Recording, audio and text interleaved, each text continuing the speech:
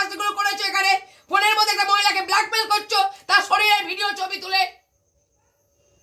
হ্যাঁ, তোমাকে প্রথমে এসে প্রশ্ন করেছি তোমার ঘরে কিসের অভাব? মানসিক, শারীরিক, কোন দিক দিয়ে অভাব? মানুষের অর্থনৈতিক অভাবটা মেন নয়। সে বলছে 250 টাকায় সংসার চালাবো, তার মধ্যে 200 টাকা সাশ্রয় করব, আমিও রোজগার করব। আর তুমি মানুষের ভিডিও নিয়ে ভাইরাল করছো, সে বলছে তোমাকে জেল কাটাবে। এই মেয়েটির পাশে আমি দাঁড়াবো, আরো রাজবার করব। তোমার মতো ছেলেকে যদি না সমাজে শিক্ষা দিতে পারি, তো আমার নাম বাবলি মুখার্জি না। বারবার বললাম ভাই সত্যি কথা বলো, আমি তোমাকে সুযোগ দেব। মানুষ মাত্র ভুল করে, সমানে কন্টিনিউ মিথ্যা কথা বলছো। তুমি জানোই না আমি চোখে চোখটা এই কারণে রাখতে বলেছিলাম। আমি গোপালের সাথে উদাহরণ তোমাকে এই কারণে দিয়েছিলাম, আমি জানি তোমার রাজ আমি বের করব। আমার মন বলছিল আমার রাজ তোমার বের করব, তুমি সত্যি বলছো না, তাই তোমাকে আমি চোখে চোখ রাখতে বলেছিলাম। কি না তুমি ভুল বলেছো, সব প্রথম থেকে লাস্ট পর্যন্ত মিথ্যে বলছো। যাকে বলছো বাবু ফিরে এসো ফিরে এসো ফিরে এসো, ছোট্ট একটা ঘর বাঁধতে চেয়েছিলে, ছোট্ট স্বপ্ন দেখেছিলে একটা, এটা ছোট স্বপ্ন। 13-14 বছরের ছেলেকে ধোকা দিয়ে, ঘরে স্ত্রীটাকে ধোকা দিয়ে, যে স্ত্রী বিয়ের পর থেকে মালা গেতে গেতে ঘর চালাচ্ছে, ফুল গেতে গেতে, ফুলের মালা গেতে গেতে বিক্রি করে করে ঘর চালাচ্ছে, স্বামী কুড়ে তাকে খাওয়াচ্ছে, হ্যাঁ তুমি তাকে নিয়ে স্বপ্ন দেখছো। বউর একটা শাড়ি কিনতে পারো না? 1000, 1500, 700, 800, 100, 500, 600, যখন বললাম রিচার্জ নেই রিচার্জ করে দাও, কেন আমি তাকে রিচার্জ করতে যাবো? 3% সে ভালো নাটক জেনেছো তো তুমি জানো আমি নাটক লিখতেও পারবো, নাটক শেষও করতে পারবো। যে শরীর তুমিও দেখছো, যে শরীর আর 5টা পুরুষ দেখছে, সেই মেয়েকে পছন্দ হচ্ছে তোমার। আর যে শরীরটা ঢাকা আছে আর 5টা পুরুষ দেখতে পাচ্ছে না, তাকে পছন্দ হচ্ছে না, সে হয়ে যাচ্ছে ঘরে অলক্ষী। ভাই কতটা বোকা তুমি বলো। বলছে কি, যদি কোনো মেয়ে ছেলে যায় তুমি বলবা যে বৌদি হই, আমি হচ্ছে বৌদি হই, এই পরিচয়টা দেবে। তুমি বলবে না যে ছেলে মেয়ে আছে, ছেলে মেয়ে আছে বলবে না, বলবে বৌদি হই। বৌদি, আমি কি বৌদি সাক্ষী দেবো? কেন বৌদি সাক্ষী দেবো? তুমি কি করেছো যে আমাকে বৌদি হয়ে দাঁড়াতে হবে? কেন, কি হয়েছে? যে বলছি, যে আমি বলছি সংসার কেউ তোমরা চালিয়ে দাও না বৌদি, এখানে মাঝখানে বারবার বলছো তো সংসার তোমরা চালিয়ে দাও না। আমরা দেব কেন? আমার সংসারটা আমি চালাই, নুন জুটো খাই জুটো আমি জুটাই, আমি কি তোমাদের কাছে হাত পাতি না? মেয়ে বল করে দাও তো তুমি আমরা কেন তোমার তোমাদের কাছে হাত পাতি না? পাতবা কেন তুমি? আমার খাটে জোয়ার মত পড়েছিল, আমার কাছে কি তুমি হাত খাটে? কি খাটে? তুমি কি বলো? তোমাকে টাকা দেয়া হয় না, তুমি কি নাও নি? সমস্ত দিনে তুমি শেষ করে দাও, একটা বেশি কথা বলবা না। সমস্ত দিনে তুমি শোনা গানা শেষ করে দিয়েছো। ও দাদা বিয়ে দিতে দেখে শুনে ওখানে হেঁটে আসেনি, একদম বেশি কথা বলবা না। একটা বিয়ের পর থেকে একটা শোনা গানা তুমি রাখোনি, সব শেষ করে দিয়েছো তুমি। কোন মেয়ে দেখো তো এরকম করে জীবন কাটায়? একটা বুদ্ধি কিনে দাও তুমি ওকে। আমার দাদা ভাই ফোটায় শাড়ি, সব আমার দাদার হাতের শাড়ি, সব আমার দাদা। তুমি কাটে তুমি ছেলে কি করে দাও? তুমি কিনে দাও। আর বাচ্চা নিয়ে কথা বলছো, ছেলে মাস্টারের মাইনা তুমি দাও। বাচ্চাটা নেব কয়দিন মাস্টারের মাইনা তুমি দিয়েছো? ও যখন দেখলাম যে ওর দিয়া খুব নিয়ে গেল, বড় ইয়ে মনে করছো তাই না?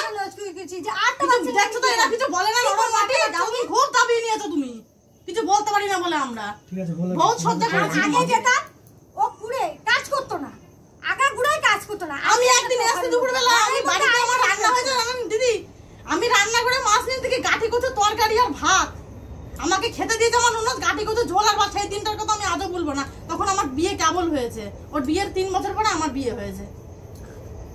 গাঠি কচু ঝোল আর ভাত এখানে রান্না করে আমার দিয়েছে। সেখানে আমি ইলিশ মাছ ওর মা রান্না করেছে, আমি দিতে এসে সাইকেল চালিয়ে দেখি গাঠি কচু ঝোল আর ভাত রান্না হয়, আলু সিদ্ধ আলু ভাজা, ঘরের মধ্যে শুয়ে থাকে। এভাবে কোন দিন সংসার করে? আমার মতন মেয়ে হলে 15 বছর কেন, আমি 5 দিনও সংসার করতাম না। এখানে আপনাকে বলে গেলাম আমি কথাটা, ওর জায়গায় থাকি আমি 5টা দিনও সংসার করতাম না। আমার ছেলে এরকম স্বামীর মুখে লাথি মেরে চলে যেত অন্য জায়গায়। আজকালকার মেয়েরা কিন্তু তুমি কেউ কষ্ট করে না, ভালো স্বামী থাকতেও অন্য ঘরে চলে যায়। সত্যি কথা কি এটা? এর মতন মেয়ে বলে ওখানে পড়ে রয়েছে। আমি একে এতবার বলি তুমি ওখানে কেন পড়ে থাকো? তুমি, আমি তোর বৌদি ওকে অনেক বুঝিয়েছি, এবার ওকে একটা শিক্ষা দেবো। যদি তোমাকে ছাড়তে ওকে শিক্ষা আবার সেরকম করেই দেবো। সবসময় নিজের দোষকে দুনিয়া লোকের কাছে ভালো সাজে, আর একে বানাই দোষী, আর কিছু বলতে পারে না। আমি যে রেকর্ডিং করতে পারি না তো, আর এই যে আমার সামনে ইয়ে করে দাদাও নিজে পায়ে হেঁটে আসেনি, দেখে শুনে 5টা লোক করে ওকে সমন্বয়ে বিয়ে দিয়েছে। প্রত্যেকটা জিনিস ক্ষেত্রে দিয়েছে। ওর ঘরে কোন জিনিসটা ও নিজে একটু করে পড়ে তোর বাবার একটা কিছু করে পায়খানা মতন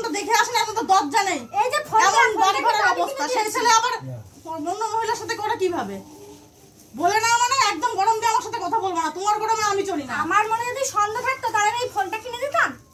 ওর কোনো ডকুমেন্টস নেই, আমার ডকুমেন্টস। ওর যদি কিস্তি না দেয় আমাকে ধরবে। আমি কিনে দিয়েছি ফোনটা, যদি আমার মনে শয়তানি থাকতো আমি দিতাম ওই ফোনটা। বলে নাও মানে দিতাম। ওকে সর্বস্ব তুমি শেষ ও করেছো। জানতো যে মেয়ে ছেলেটা বাড়িতে আসবে। ও দাদা বলে তো যে আমার ফোনটা আমার ফোনটা সমস্ত কিছু শেষ করার পরে এর কাছে পড়ে রয়েছে।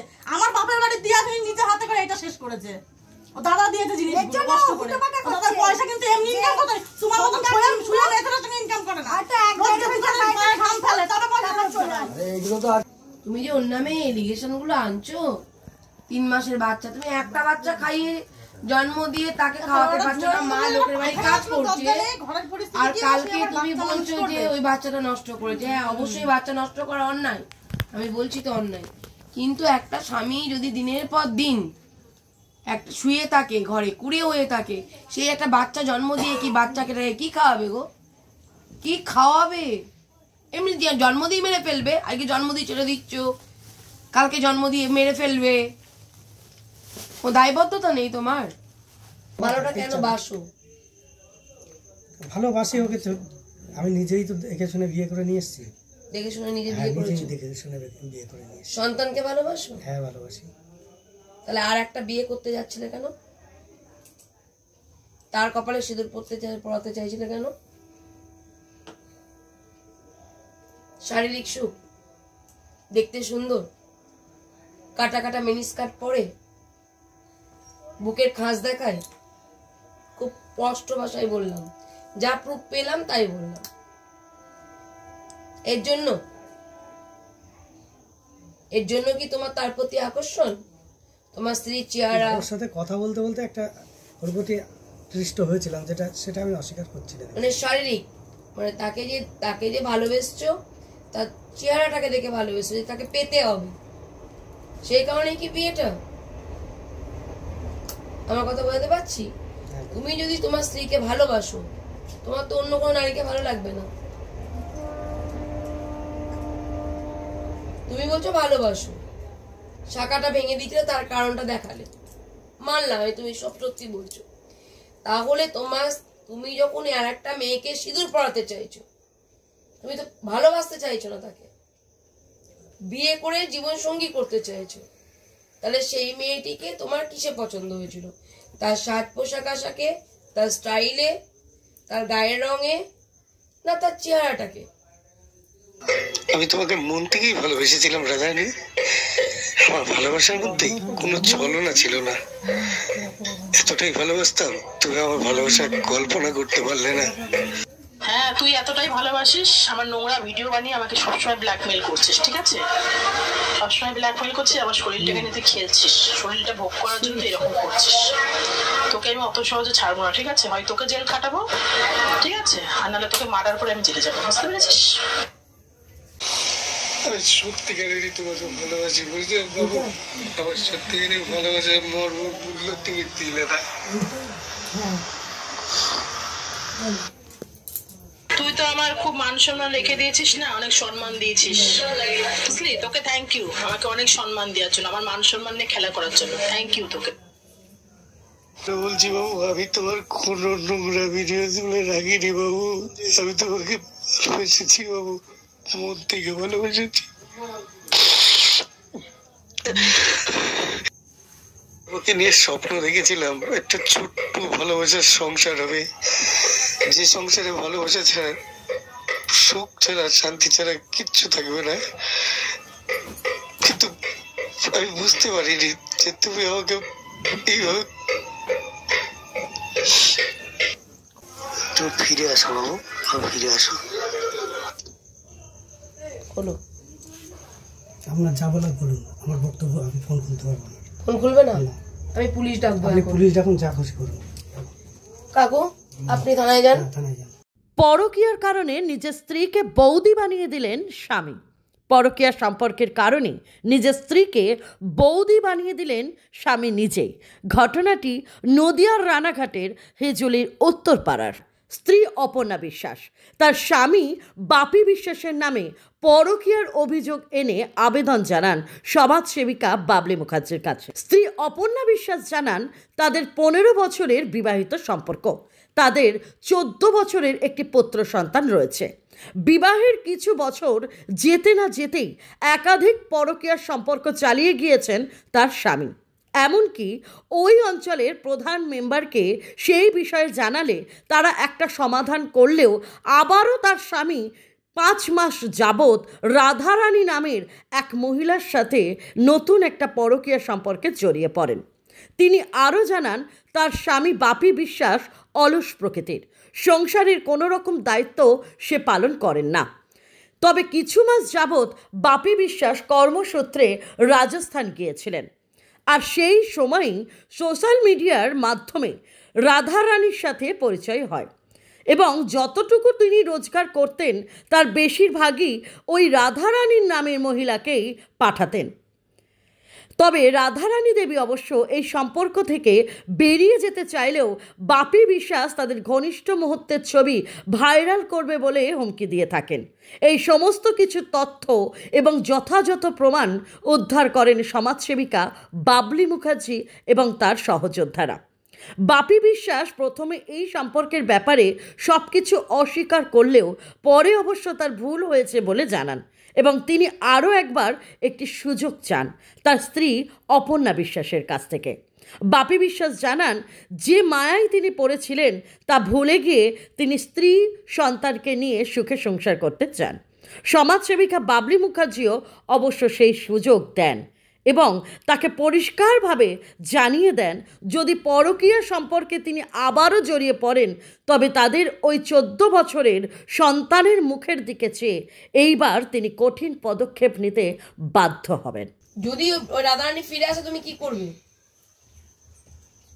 এদের নিয়ে সংসার করব। শিওর? শিওর। আমাকে রাধারানী পর্যন্ত পৌঁছাতে হবে না তো? না। কোনো ফেসবুকে ফটো ছেড়ে আমি কিন্তু রাধারানীকে পোস্ট করব যদি কোনো সঞ্চার নষ্ট হয় তো। না তোমাকে ছাড়বো, যা যা আজকে এভিডেন্স আছে। এটা ব্ল্যাকমেল না, কিন্তু এটা সত্যি একটা সন্তানকে বাঁচানোর জন্য, ওই যে বুড়ো বাবাগুলোকে, এই বৃদ্ধা মাকে বাঁচানোর জন্য, এই মেয়েটিকে বাঁচানোর জন্য, এতগুলো জীবনের জন্য। যদি এতগুলো জীবন বাঁচাতে যদি সমাজে যদি কোনো ক্রাইম করে যদি জেল কাটতে রাজি আছি। এবার আমি সবই তো বললাম যে আমি দ্বিতীয়বার কোনো ভুল করলে যা শাস্তি দেবেন মাথা পেতে নেবো। তো ও যদি আমাকে ছেড়ে চলে যায়, আমি ওর প্রতি কোনো যে তুমি সংসারে বলেছো 8,000 টাকা মাসে খরচা দেবে, ঠিক আছে? তুমি বাইরে কোনো কাজে যেতে পারবে না, কারণ তুমি যে কাজ করে ফেলেছো বাইরে কোনো গুজরাট বলো রাজস্থান বলো কোনো জায়গায় কাজে যাওয়া যাবে না। আমাদের এখানে অনেক কাজ আছে, টোটো চালায় অনেক মানুষ, ঠিক আছে? অনেক কাজ আছে, জোগালের কাজ থেকে শুরু করে সব আছে, গেঞ্জি কারখানার কাজ আছে। তুমি যদি বলো যে তোমার কাজ দেখে দিতে হবে, আমরা সকলে মিলে চেষ্টা করে একটা কাজ তোমায় দেখে দিতে পারবো, এটুকু বলতে পারি। সেটা হাতের কাজ বাড়িতে বসে হোক, কোনো শপিং মলে কাজ হোক, কোনো মুদিখানা দোকানে কাজ হোক, কোনো গেঞ্জি কারখানায় কাজ হোক। আমি যদি এখন লাইভে বসে যদি বলি একটা ছেলে আছে ভালো ছেলে কাজের দরকার, আমি পেয়ে যাবো, এক্ষুনি পেয়ে যাবো কাজের জন্য। হ্যাঁ, আমার ভাই অপর্ণা বিশ্বাস, হ্যাঁ, ছেলে বিশ্বরূপ বিশ্বাস, হ্যাঁ, আমি এদেরকে নিয়ে সংসার করতে চাই। ভালো হবে। আর যা যা ঘটেছে পূর্বে আমি সবকিছু ভুলে যেতে চাই। সবকিছু ভুলে না, শুধু মুছেও দিতে চাই, কারণ ও চাইছে না তোমাকে, ঠিক আছে?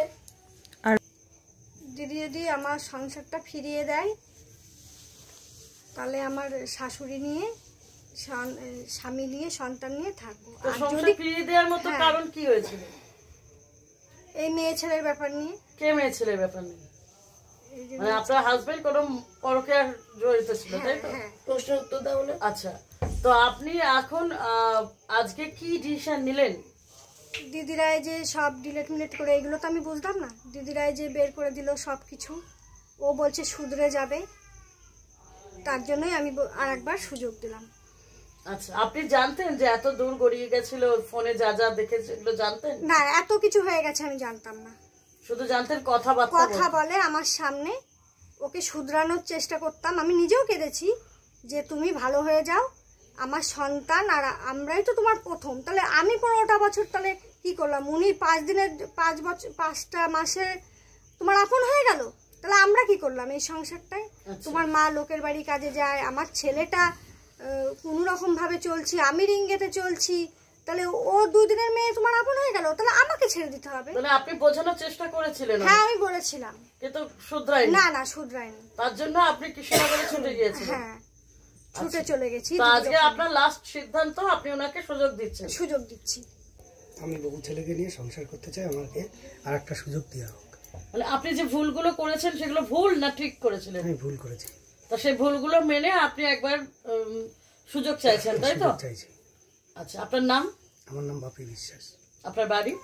বাড়ি হালালপুর। আচ্ছা ঠিক আছে।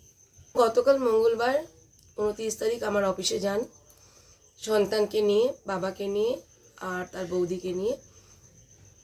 খুব অসহায় বিধ্বস্ত অবস্থায় উনি ওখানে পৌঁছান।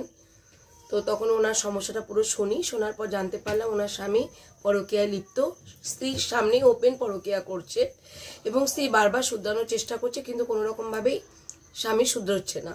উপরন্তু স্ত্রীকে তিনি অপশান দিচ্ছে, হয় তুমি তাকে মেনে নাও, তাহলে তোমাকেও আমি নিয়ে থাকতে চাই, আর না হলে আমি আমার মতো পথ বেছে নেব। তো সেটা শোনার পরে স্ত্রী রাগারাগি করে এবং তাকে বলে, তুমি এমন কি কথা বলছো যে একই বাড়িতে তাকে নিয়ে তুমি থাকবে, তাহলে আমাদের ছেড়ে দাও, তুমি তাকে নিয়ে থাকো। তো যথারীতি তিনি রাগ করে বাপের বাড়ি চলে যান। বাপের বাড়ি থেকে বাবা এবং বৌদির সাথে আমার ওখানে পৌঁছান সন্তানকে নিয়ে। সেখানে পৌঁছে উনি জানান যে আমি সংসারটা করতে চাই, আমার শাশুড়ি মা লোকের বাড়ি কাজ করে, আমার স্বামী কুড়ে লোকের বাড়ি কাজ করে আজকে আমার বাচ্চার পড়াশোনার খরচা চালাচ্ছে। আমার শ্বশুরবাড়ির প্রতি কোনো অভিযোগ নেই, আমার স্বামী কুড়ে হোক তাতে আমি সংসার করতে পারবো। আমার স্বামীর কম রোজগার নিয়ে আমার সংসার ভাঙবে না। আমার স্বামী পরকীয়াটা কেন করলো, এই প্রশ্নের জবাবটা ওকে দিতে হবে। আর ও কি চাইছে, আমি চাই আমার সন্তান তার বাবাকে ফিরে পাক আর তার মাকে ফিরে পাক, আর ঠাকমা যেভাবে ভালোবাসে, ঠাকমার ভালোবাসা আদর্শে সে যেন মানুষের মতো মানুষ হতে পারে। উনি যে পরকীয়া করতেন তার কোনো প্রমাণ আপনারা? হ্যাঁ, অনেক কিছু প্রমাণ দিয়েছেন। প্রথমত, দ্বিতীয় কথা হলো কি, আমি ওখানে ফোন করাই অফিসে হাজবেন্ডকে, এবং আমি যেহেতু ওনার কথাতে বিশ্বাস করি না, কিছু প্রুফ দেখার আগেই ফোনটা করিয়েছিলাম। ফোনে আমি প্রমাণ পেয়েছিলাম যে উনি বলছেন, হ্যাঁ আমি করেছি, আমি ভুল করেছি, আমি করব না, তুমি ফিরে এসো। আর যে সংসারের একদম তার সংসারের প্রতি মানে স্ত্রী, সন্তান বা মা, 3 জনের প্রতি তার যে দায়বদ্ধতা একটা ছেলের বা স্বামীর বা একটা পুরুষের, সেটা তিনি কখনোই পালন করেন না। তো সেটা নিয়েও তিনি জানান যে আমি 8,000 টাকা পার মান্থ দেবো, ঠিক আছে, এই কথাটাও বলেন। তো এই মতো পরিস্থিতিতে আমি এসেছিলাম এখানে যাতে সংসারটা জোড়া লাগানো যায়। সন্তানটার মুখের দিকে থেকে ক্লাস 7-এ সন্তানটা পড়ে এবং সন্তানটাও খুব ভীষণভাবে রেগে গিয়ে প্রতিবাদ করছিল যে বাবা এই কাজটা কেন করলো, আর সেও চাইছে যে আমার বাবা শুধরে আমার বাবা যেন আমার কাছে ফিরে আসে। তো সেই কারণেই আজকে আমাদের সকল সহযোদ্ধাদের নিয়ে আসা এবং কাজটা কমপ্লিট করা। তো উনি সুযোগ চাইছেন, আমিও সুযোগ দিলাম, ওনার স্ত্রীও সুযোগ দিলেন।